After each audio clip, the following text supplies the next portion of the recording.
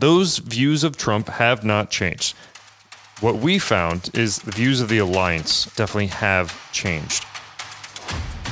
You're listening to the USSC Briefing Room, a podcast from the United States Study Center at the University of Sydney, where we give you a seat at the table for a USSC briefing on the latest developments in US news and foreign policy. We'll cover what you need to know and what's beneath the surface of the news. Welcome to the USSC Briefing Room. I'm Mari Kirk, Director of Engagement Impact with the United States Study Center. Before we begin, I'd like to acknowledge the traditional owners of the land we're recording on today. The University of Sydney is located on the land of the Gadigal people of the Eora Nation, and pay my respects to their elders past, present, and future. Recently, USSC released its annual Allies and Partners poll for 2024. And this year, as we approach the U.S. presidential election, obviously the showdown between Republicans and Democrats is weighing heavily on people's minds. But how does this impact on foreign policy? We want to look at the responses we heard from both the American public and the Australian public, as well as the Japanese public, who we also surveyed this year as well, to see how their views differ and how they converge on everything from AUKUS to democracy to concerns about the U.S. political system itself. Today I'm joined by report co-authors Jared Monshine, Director of Research at the USSC, as well as Research Associate Sam Garrett. And we're going to take a look at some of these implications, what it tells us about trends and perceptions of the alliance and other alliance issues across these three publics as we enter this very contentious election season. And at the end of the episode, I'm going to get you by the numbers. Given this is a polling report, I sure hope you've got a number ready to go on it. Sure do. I think I do, yeah. Okay, excellent. So just to kick off, one of the big headline findings from this year was that we saw a significant drop in the number of Australian respondents who said that if Trump were elected to a second term, Australia should withdraw from the alliance with the United States. From 2023 to 2024, we saw an 11-point drop. So can you explain that for me? Because we've only gotten closer and closer to that becoming a reality. And if that is a more likely scenario, but their level of concern seems to be dropping, what is driving that change in your view? I think from my perspective, having done this Three Nation survey 3 times and asked some questions now 3 times in a row, sometimes even more, we have some clarity not only on how views of Trump have changed, or in many cases haven't, but we also have some clarity as to what Australians think of the alliance itself. And you know, for context, back in 2022, we asked folks, if Donald Trump wins a second term as president in 2024, would that be good or bad for your country?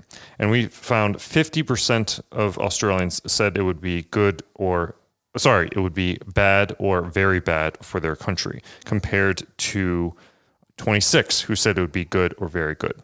Now, 2 years later, we asked folks again, same question, would Trump winning a second term be good or bad for your country?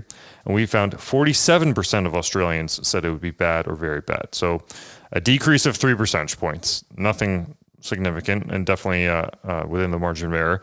And then in terms of those who said it would be good this year, it would be 33%. It would be good or very good. So not a huge jump there. I'm sorry, 23%. So it was said it would be good in 2024. So that dropped from 26 to 23, but still within the margin of error. Exactly. So those stayed almost basically the same. Yeah, okay. Those views of Trump have not changed.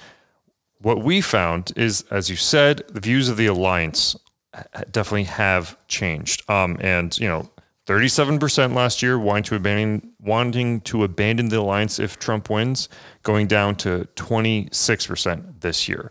And as an American, I wish I could say it's because our politicians have somehow gotten more attractive and interesting and compelling, and our diplomats are doing wonders around the world. But I think more than anything else, it's not the U.S. and what the U.S. is doing as much as what China is doing.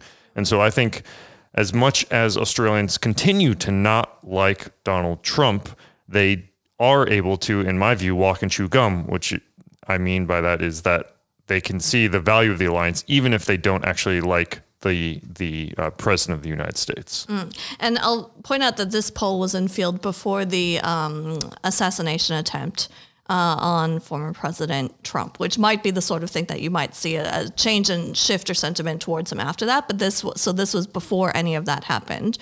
So a very kind of similar playing field to the year before when we conducted that poll. And I'll also add that it was also, we left the field, as in we closed up in June, literally 2 days before that debate between Biden and Trump. And so we don't actually have head-to-heads against Harris in this report, but we do have plenty of information on Donald Trump. And also, again, I think the debate against Biden, the comparison between former President Trump and Biden in that debate probably changed perceptions of Trump as a candidate, but this was closed before that debate even happened. Yeah. And so do you think are Australians and, perhaps the Japanese as well, are they concerned about the future of US politics?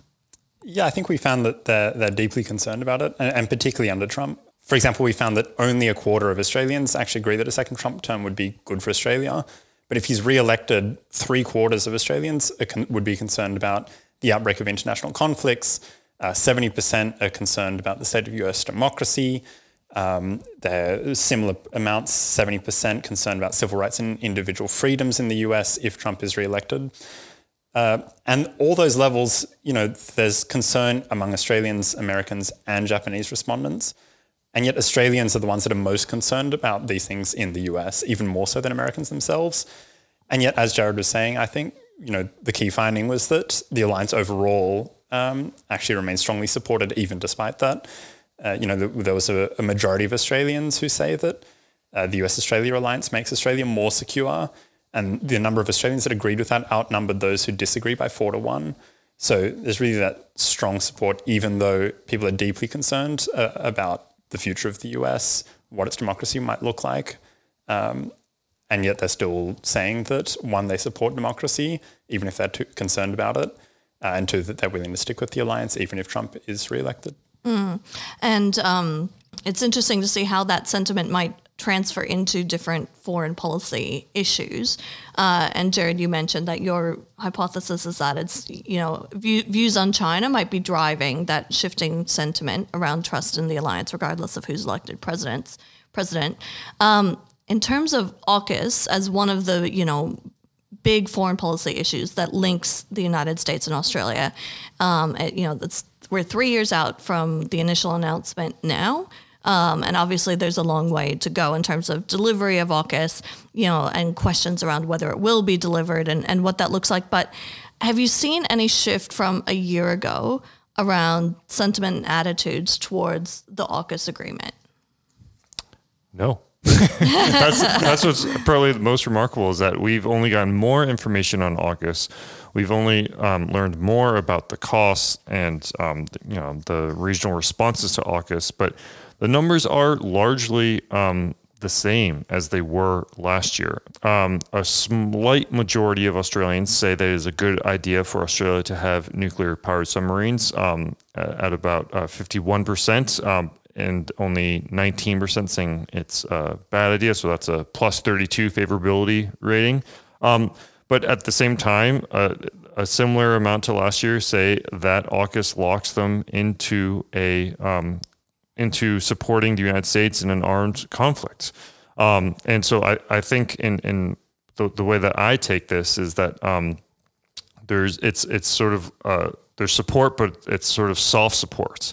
And one thing that we found in our analysis of this, and the way you what you put in a report is not everything that you have in terms of polling data. You can have a whole report based on one single polling question. And what we found in our deeper dives on demographics and on gender and on age breakdowns, we found some pretty sizable differences between men and women on this. We also found some pretty sizable differences between older and younger Australians on this. And that includes the fact that for the second year in a row, the majority of young Australians either don't know or unsure about whether AUKUS is a good idea or not. And so I think from my perspective, that that means that the majority support, that plus 32 I mentioned, is not resoundingly strong, and there's a lot of room to go in terms of explaining the rationale for AUKUS.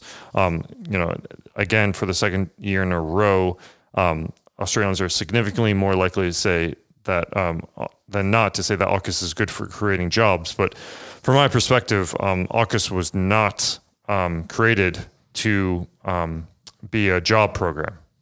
I think there's a reason for AUKUS, and that goes to what I was saying previously in terms of why foreign policy views in Australia have actually shifted over time. And I think that reason is China, but some folks are more willing to talk about that than not. Tell us about the perspectives on different aspects of AUKUS, whether it's, in terms of the economic impacts or the security impacts and what it means for the region. I will say that one thing that is worth highlighting is the fact that we asked folks, AUKUS submarines are not worth the cost for Australian taxpayers. And we found 39% of voters in Australia agreeing with that and 25% disagreeing. So Australians are more likely to say that AUKUS is not worth the cost.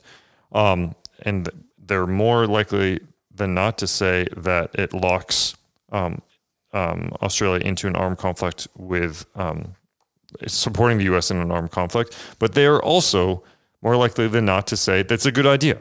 So that tells me that there's a lot of uncertainty about AUKUS, and there's, like I said before, we may not be able to get detailed feedback on people's views on Pillar 1 versus Pillar 2, but we are, I think, on the whole, when you look at all these responses, able to see that there's not a lot of clarity on what people think of AUKUS. You ask people about Donald Trump, they're going to have very clear and defined views on Donald Trump for the most part. We all heard time and time again how the number of undecided voters and undecided opinions about Donald Trump are very few, even in Australia. But on AUKUS, this is something that there's really not as much very hard and fast opinions on this. So another question that you looked at was, you said if he is reelected, or you asked the Australian, American, and Japanese publics whether they thought Donald Trump would cancel AUKUS if he were elected. So I think it said if he is reelected, Donald Trump will probably cancel the AUKUS partnership. And then you had people, on the scale from whether they strongly disagreed to whether they strongly agree. Where did you find people landed in terms of the perception of the likelihood of Trump to cancel AUKUS? Well, I think this was one of the key questions where we saw that real uncertainty come through. So, we found that only 18% of Australians are confident that Trump wouldn't cancel AUKUS if he's reelected. So a third of them are sure that he would cancel it, but fully half of Australians say that they're either unsure or they don't know whether or not he would cancel it if he's reelected. That's so the largest group of people in our polling were basically saying we have no idea. So I think that really reflects, what Jared was saying, that this real overriding sense of uncertainty in all three countries that suggests that all three governments involved in AUKUS are really going to have to be building a lot more groundwork to kind of build certainty in the project. Because, when you look through all of these questions, that's the key thing, is people really don't feel certain about the future of this program. And when you look at the long-term scale of AUKUS over decades, this isn't the first contentious election that this agreement is going to have to go through. You're going to have multiple cycles, multiple presidents and prime ministers in Australia overseeing, such a long-term project. So if you've got these really high levels of uncertainty, that's something among the public that you're going to have to address in the long term if you're going to try and really see it through. I'll just quickly add to that from my perspective, I think Trump is more likely than not to maintain AUKUS. I think there are a lot of structural reasons. In many ways, you can look at the way that AUKUS has Australia paying more for its own defenses and bringing itself closer to the United States and literally paying the U.S. for more U.S. equipment. This is and to stand up to China in a way that doesn't burden the U.S. I think there's so many reasons why AUKUS is more likely to stay than not. But I, at the same time, have to respect the Australian public, the majority of whom don't really want to pick a side and trying to predict what Donald Trump is going to do. I think that's a pretty wise wise approach in my view. Yeah, and similar to how you saw maybe a disconnect between perceptions of Donald Trump as a leader versus trust in alliances, and we saw maybe a greater shift in that this year. Do we see any difference in the polling around democracy more broadly, around views of American democracy or U.S. politics versus concepts of democracy in the region? Was there an alignment between those things, or was there a difference between the view of U.S. politics and what's happening in Washington, D.C., and the view of democracy abroad? So this is one of my favorite parts of the report. And, we deliberately used one verb on the cover, which is converge, because so much of the US, Australian, Japanese views on these things show a convergence. And they are often within 10 to 15 percentage points of each other on so many different topics. And that includes democracy. And one thing we did is we asked folks a couple things about democracy. We said, thinking of democracy in Asia, how much do you agree or disagree with your country doing the following? And then we gave three options. One was promoting democracy as the best form of governance. 2, supporting developing countries in Asia to hold democratic elections. And 3, providing financial support to democracy activists in authoritarian countries. And we did this because for a number of reasons. One, because we're increasingly doing more work on democracy in the region and working with organizations like the National Endowment for Democracy on various work throughout the region, especially around the Pacific Islands. But also because I've heard as an American, since living here, I moved here in 2017, time and time again, that Australians, they don't do the hearts and minds democracy stuff. That's something best left to the Americans.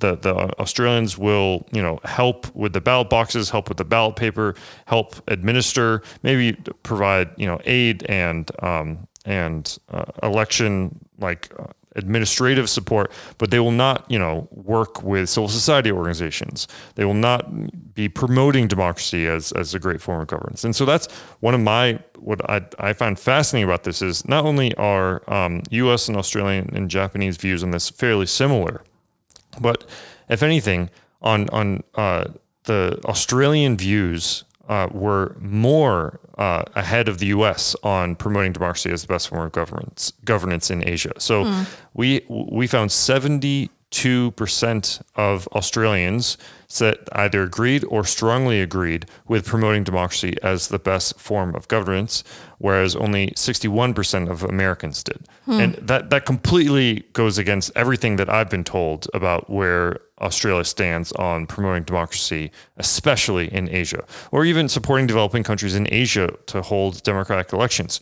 We saw Australians, a good amount ahead of the U.S. on this, with 73% of Australians agreeing with supporting developing countries in Asia to hold democratic elections, and only 64% of Americans. And then lastly, providing financial support to democracy activists in authoritarian countries. They were basically tied at the Australians at 40% and the Americans at 42% in favor of doing that. And that is very ambitious from my perspective for Australians to be saying that. And it really could not go further against what I've been told Australian views as its foreign policy, and that they don't talk about democracy anywhere close to the U.S. And the U.S. is the country that lectures and wants to bring up human rights all the time, and Australia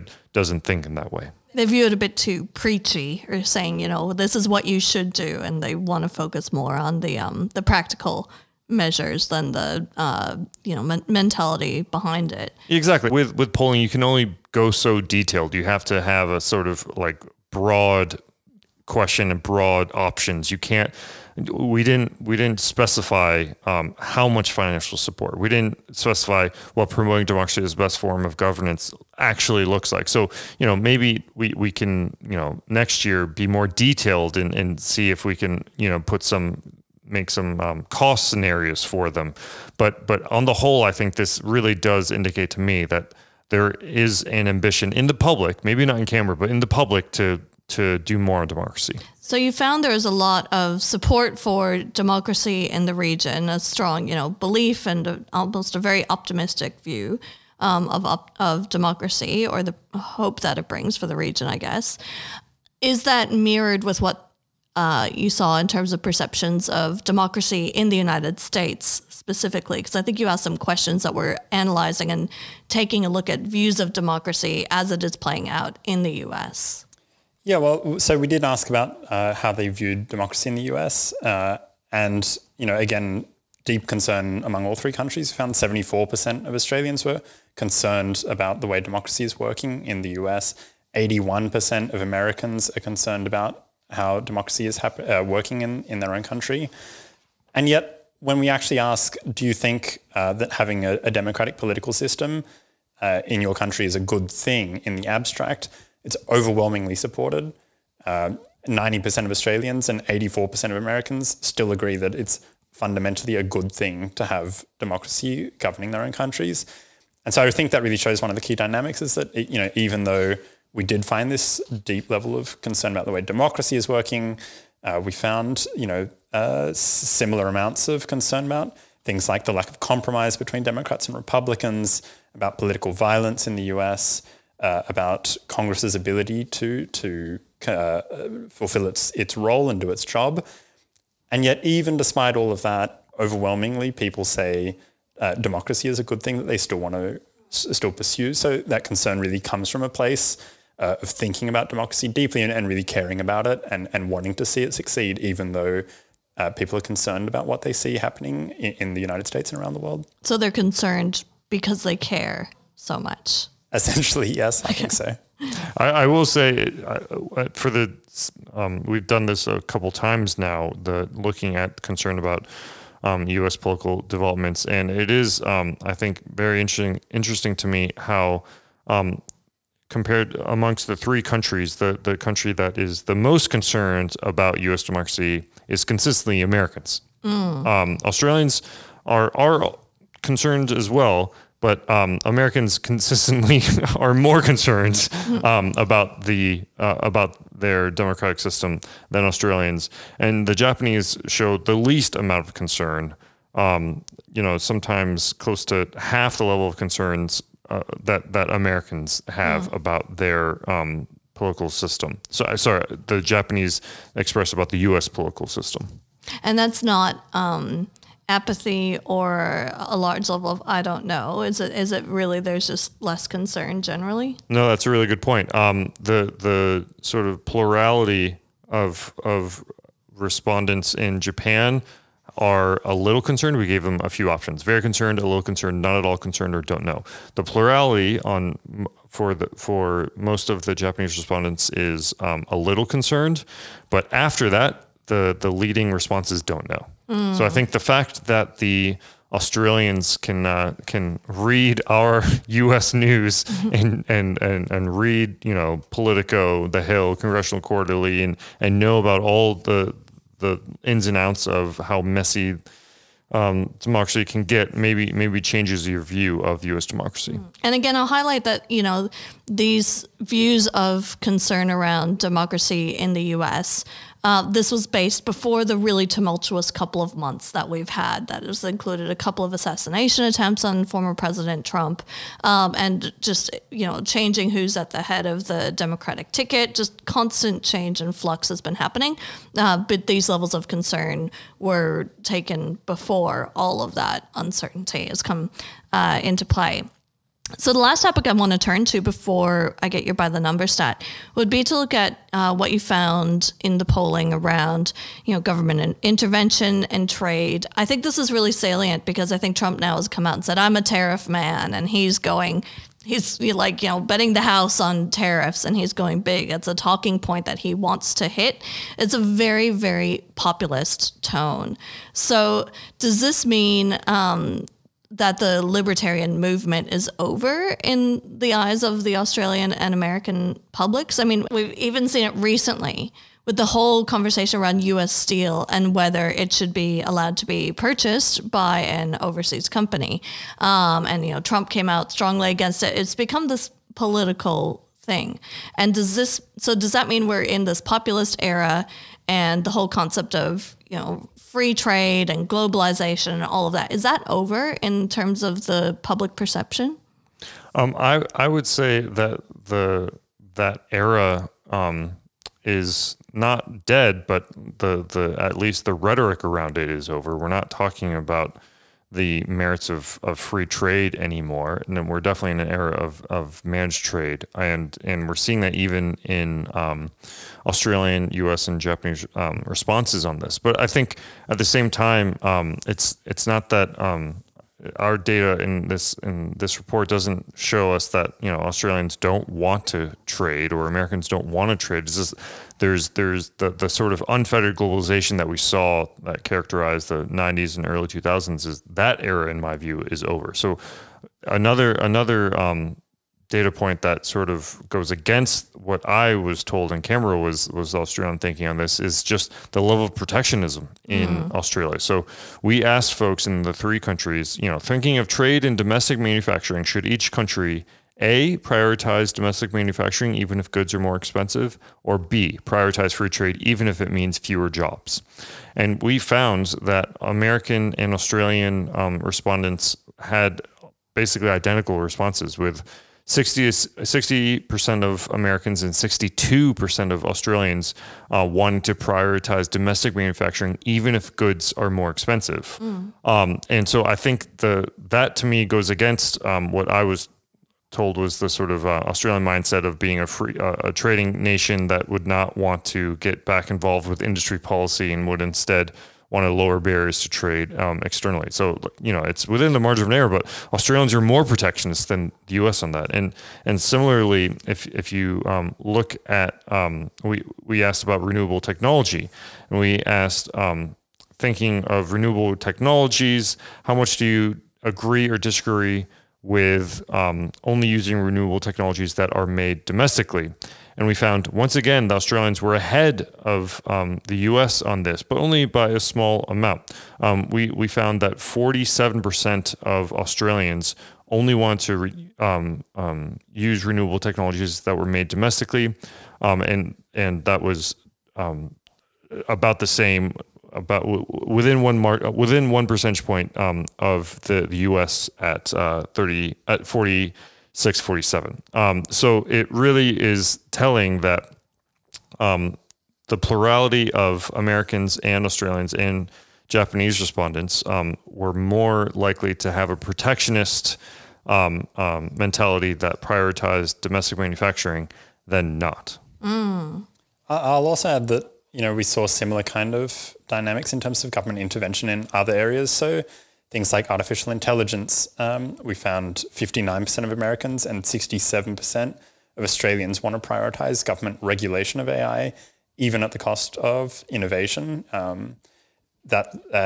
we look at things like disinformation, again, we've got a majority of Australians supporting outlawing disinformation, even if it impacts freedom of speech. So I think, as Jared's saying, that really shows that, especially in Australia, there's that kind of particular bent towards supporting government intervention in a range of these areas. I should add that, on things like disinformation, when you add certain trade-offs such as impacting freedom of speech, that's where we see a difference between Australia and the US. So Australian support for outlawing disinformation is 20 points higher than it is among Americans because we've added that cost trade-off of impacting freedom of speech, which we know Americans generally feel more strongly about. But on the whole, when you look at both of those countries, I think you really see that general alignment between how they see government intervention in all sorts of different sectors. And that includes also punishing social media and technology companies that don't do enough to stop the spread of disinformation.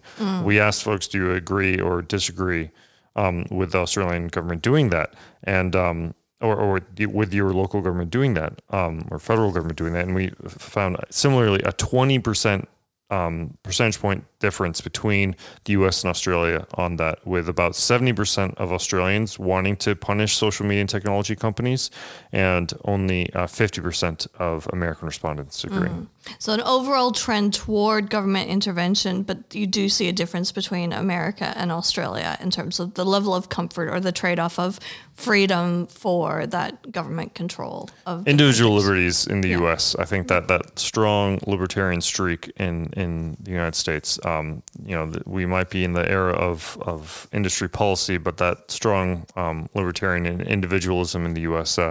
Will not go gently into the night. No, never will. All right. Well, I would love to get your by the numbers stats. What do you have for us today? Who wants to go first? Well, my one today is 18%. And that's the number of Americans who think that the Asia-Pacific region should be the highest regional priority of the US government. So we asked Americans, which are the regions of the world, and we gave them a whole list. Do you think the US government really needs to put the most attention on? So we found that, 18% supporting the Asia-Pacific, that's compared to 32% who instead say that the Middle East should be the US's main focus. So I think, when we talk about US priorities in Australia,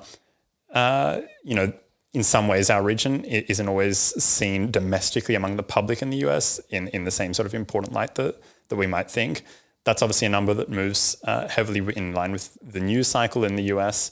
But I think that really shows that the public can really be fickle in terms of what they think attention needs to be focused on, even if government support and structurally is really strong and consistent.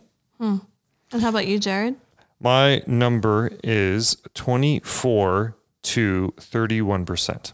That is the percentage of respondents, the variance between U.S., Australian, and Japanese respondents who either agreed or strongly agreed with their country introducing additional taxes to make their military more competitive with China's military.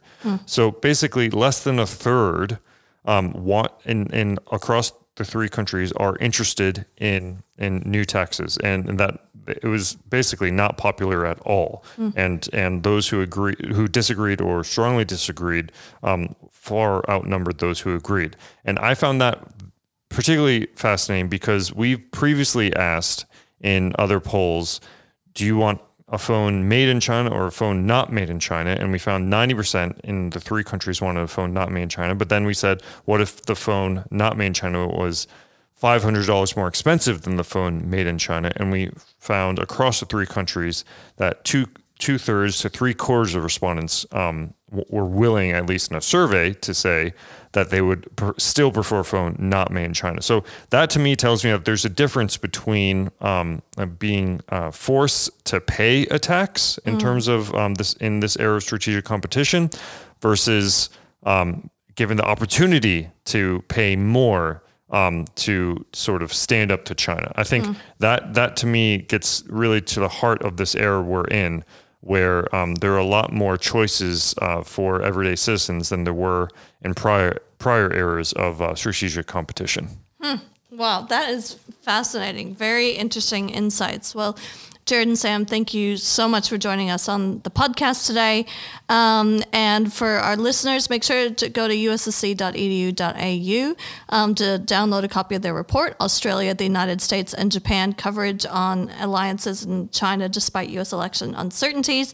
And just as we wrap up, I'd like to point out a couple of other podcasts that might be of interest to our listeners. We've got the Asia Chessboard podcast with USSC CEO Dr. Michael Green and Jude Blanchett, the Freeman Chair in China Studies at the Center for Strategic and International Studies, as well as the USSC Live podcast series, which replays recordings of our live events, including our Election Watch series for 2024. You can find those on ussc.edu.au or wherever you get your podcasts. Once again, Jared and Sam, thank you so much for joining me today. Thanks so much. Thank you.